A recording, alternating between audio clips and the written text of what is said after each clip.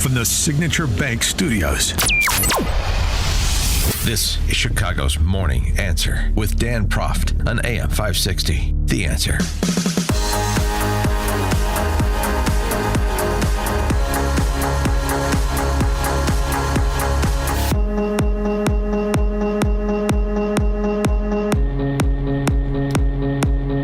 Top of the morning, Dan Proft here, and I guess this is what they're going with. Trump is a dictator, and our value proposition as a party is that we're not Trump. Okay. Defining yourself in the negative. It doesn't usually work. Yeah, you try to make elections referenda on the incumbents, but for a lame duck president to be your boogeyman, we're not Trump, it's just not going to be enough. It's not going to be enough, particularly with a party that is beset by its own internal struggles. And but by the way, this isn't like me just inventing this because I want it to be true. The data supports it.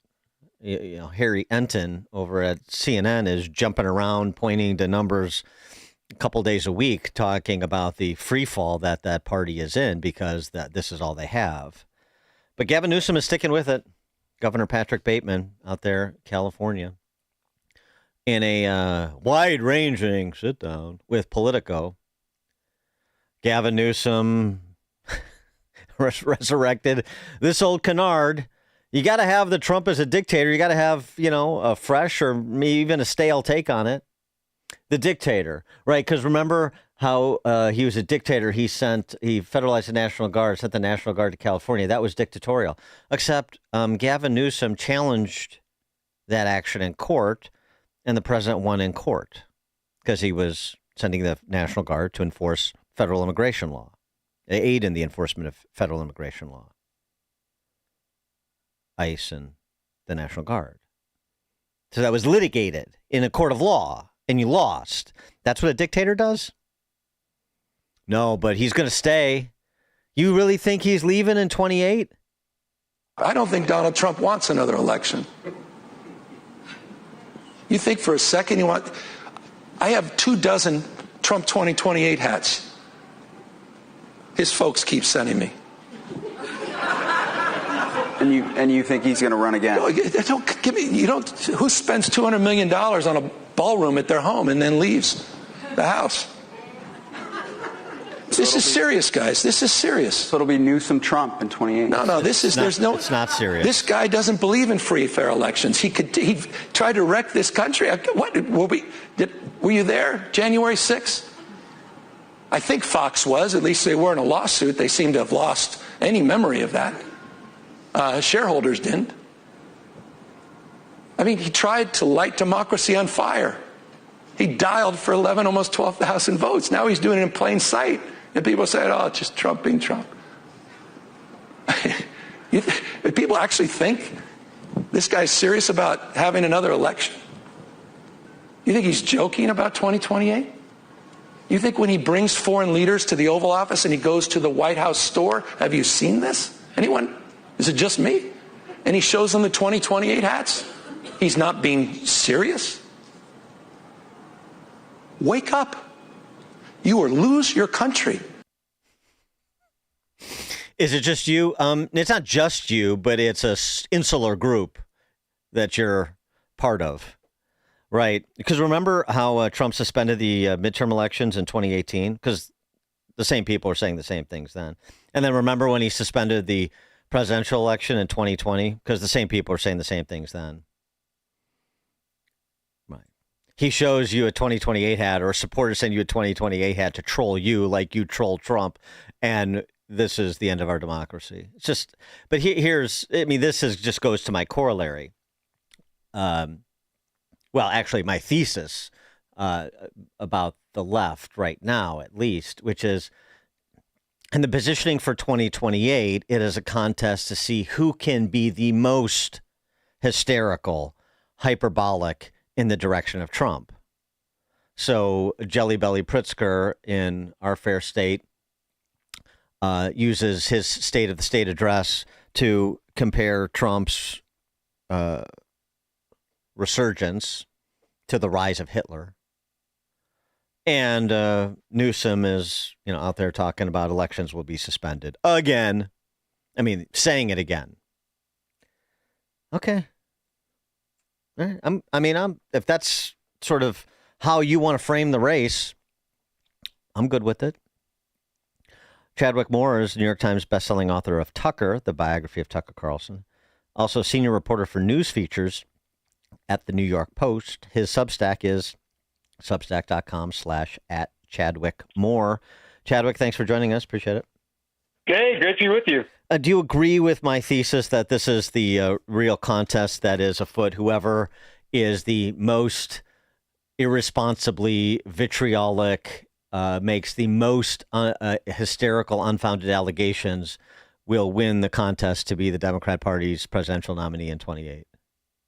Well, I do, and look at where we are. That like the entire national conversation right now is right versus right. It's infighting on the right. It's the right talking about different views on Israel. It's the right talking about the left is totally out of the conversation, and it shows because they have nothing going on. Nobody cares what they have to say or what they think.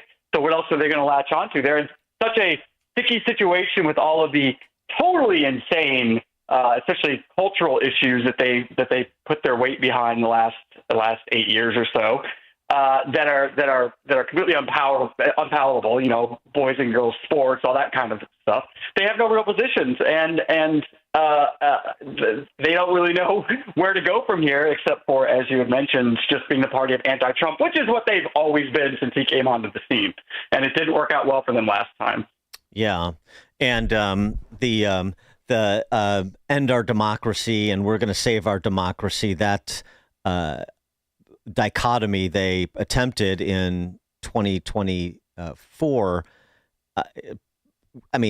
I can see the point that Kamala Harris wasn't a great candidate, but I would also add that what I'm looking at of the landscape doesn't look much better. So if you're going to come back with a candidate that offers only that, even if they're a little bit more polished than Kamala Harris, I think it's going to end similarly, particularly when it's not going to be Trump on the ballot. It's going to be Vance or Rubio, or Vance and Rubio. And I think, that sort of room temperature response, particularly if they continue to pile up the results in the areas of public safety and economic vitality and cultural sanity, I think it's good. I think even the midterms could be problematic for them, despite some of the outcomes in special elections or what may happen in a couple of 2025 gubernatorial races in the East Coast. And you even have the mayor of D.C., who's pretty warm to what Trump is doing to clean up crime on the streets there, probably much to the anger and frustration of the Democrat Party and her own city council, I believe. That doesn't mean necessarily, obviously, the voters in D.C. feel the same way. But when you have leaders like that are saying, essentially, yes, the city is much safer, and I'm sure that the residents are seeing that as well.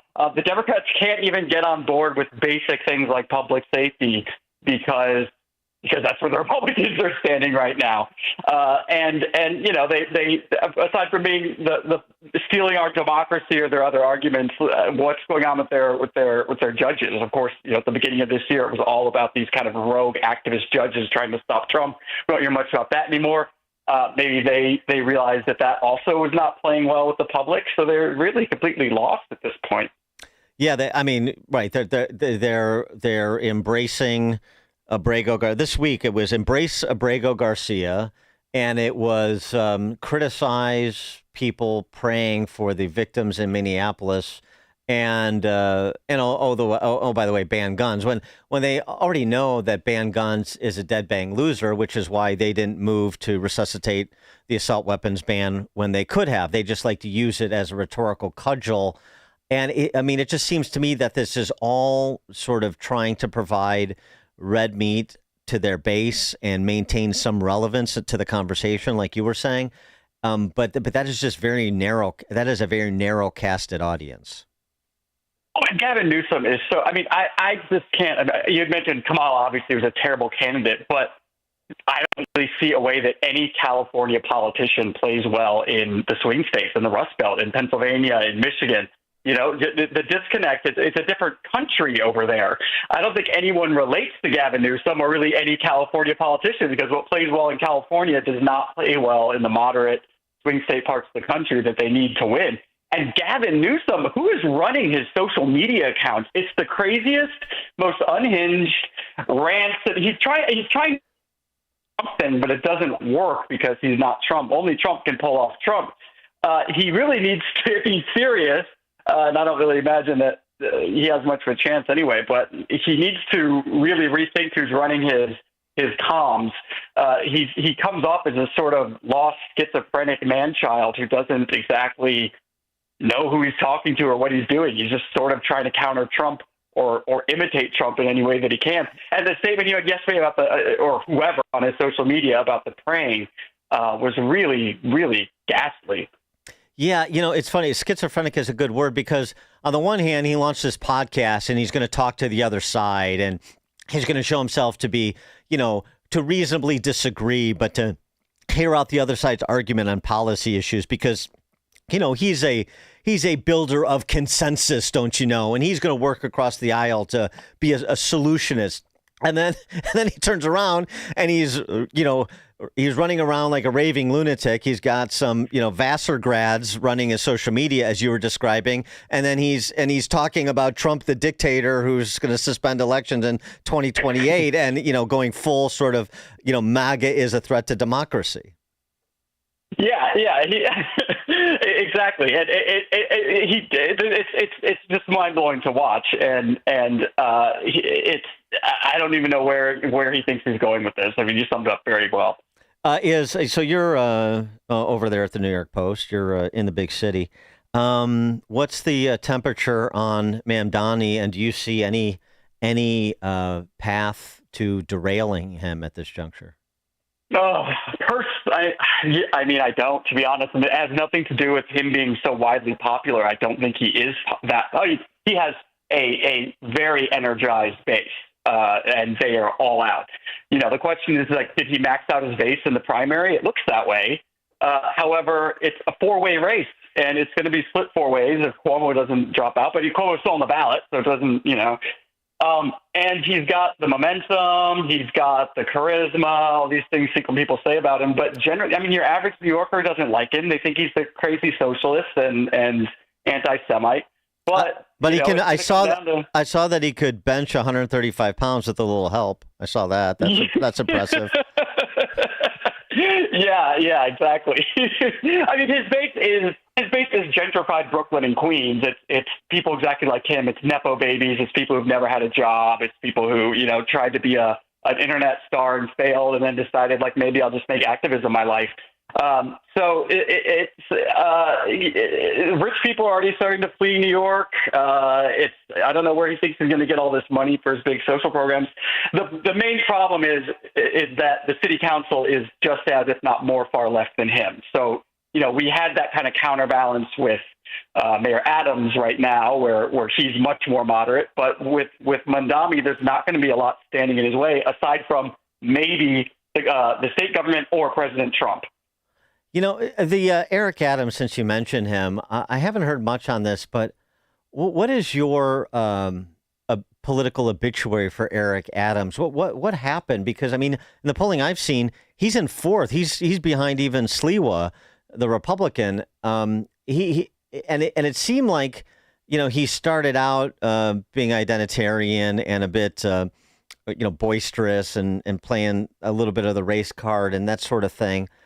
But then he, as the city was being beset by, for example, illegal immigrants, as you said, he sort of started to moderate his position, sound more reasonable, offer to be more constructive, take help where he can get it. And that included the federal government under Trump because, we need all the help we can get, sort of commonsensical type of position.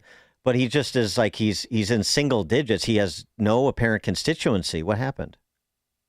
That's a great question. I mean, one issue is money, and it's not entirely his fault he has no money. The state of New York has this matching program with funds, so all the candidates are getting millions of dollars in taxpayer-funded matching money, except Adams.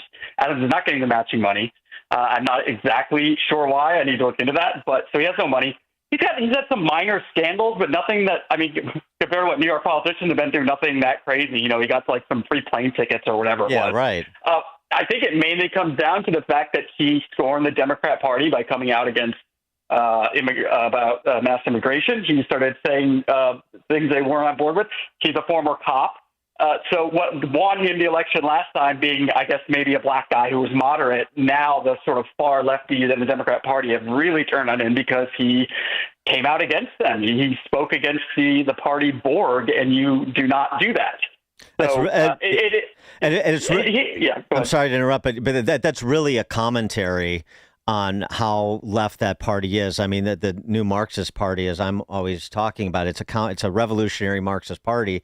And I mean, you know, I know that there's an effort to characterize some of their candidates in swing states like Virginia, like Spanberger, as a moderate, but these aren't. They're not a moderate to be found. Certainly not in any position of particular importance. It's true. The way that Adams is talking now, it's very conservative, but that today means, you know, like a Bill Clinton 1990s Democrat, very conservative. And, you know, he actually sounds really good. And he's been like a fine mayor. You know, he wasn't like de Blasio, it was way worse. So it is bizarre. And that's what it is. The party's just so far left. They're just done with anyone who would step against him. And, you know, they probably see him as, you know, too friendly to Trump or to conservatives. Yeah, they don't mind it when Newsom pretends to befriend conservatives because they know he's lying. So that's okay. Right. That's true. Very true. Chadwick Moore, New York Times bestselling author of Tucker, the biography of Tucker Carlson, senior reporter for news features at the New York Post. His Substack, substack.com/@ChadwickMoore. Chadwick, thank you as always. Thank you. And he joins us in the turnkey.pro answer line. This is Chicago's Morning Answer. Your show keeps me alive during the week. There's nobody I'd rather listen to between 5 and 9 in the morning than you guys. On AM 560, The Answer. The Matrix bedroom from Penny Mustard is not associated with any major motion picture of the same name. I think Hollywood was inspired by the